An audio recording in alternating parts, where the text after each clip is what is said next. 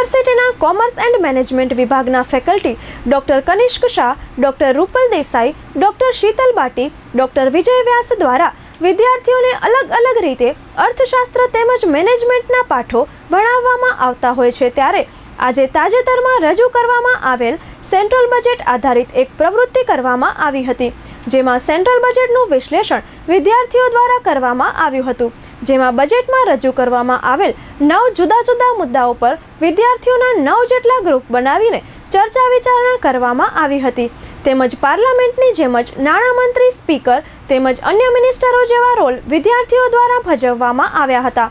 તો સાથે જ 9 અલગ અલગ મુદ્દાઓ પર ડિબેટ પણ યોજવામાં આવી હતી, જેમાં શાસક પક્ષ અને વિરોધ પક્ષ દ્વારા પણ ચર્ચા વિચારણા તેમજ પ્રશ્નોત્તરી પણ કરવામાં આવી હતી.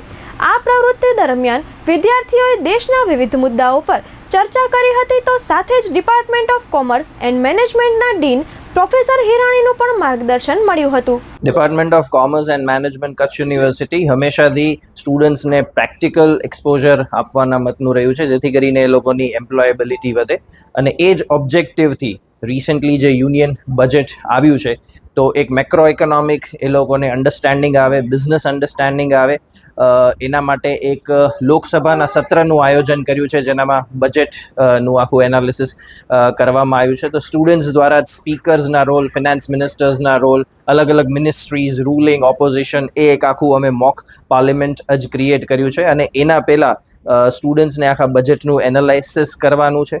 પછી બજેટમાં જે 9 પ્રાયોરિટી સેક્ટર જે આ વખતે આવ્યા છે, તો સ્ટુડન્ટ્સને એ 9 પ્રાયોરિટી સેક્ટર્સમાં ડિવાઈડ કરી એનું એનાલિસિસ કરી અને એના ઉપર એક ડિસ્કશન થાય, એ ઓબ્જેક્ટિવથી આખું આ ઇવેન્ટ ફ્રેમ કરવામાં આવેલું છે. મારું નામ ચૈયા રોહિત છે.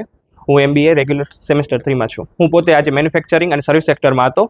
એમાં અમને જાણવા મળ્યું કે મેન્યુફેક્ચરિંગ સર્વિસ સેક્ટર કઈ રીતે કામ કરે છે. અમને એક ખ્યાલ પડે કે બજેટ એક આખા વર્ષમાં આવે છે, તો એને જોઈને કે કઈ રીતે બજેટનો આખો પૂરેપૂરો અભ્યાસ કર્યો છે, કે બજેટને જાણવાનો મોકો મળ્યો છે અમને. જેમ કે મેન્યુફેક્ચરિંગ સર્વિસ સેક્ટરમાં થતા જે ચેન્જીસ છે, કે એ જોઈને કે આંતરપ્રેન્યોરને કેટલો ફાયદો થઈ છે, કારણ કે અમે મેનેજમેન્ટના સ્ટુડન્ટ છીએ, તો અમને MSME લગતા બધા નિયમોને એના લીધે આગળ વધે છે અને ઘણું ફાયદાકારક થાય છે.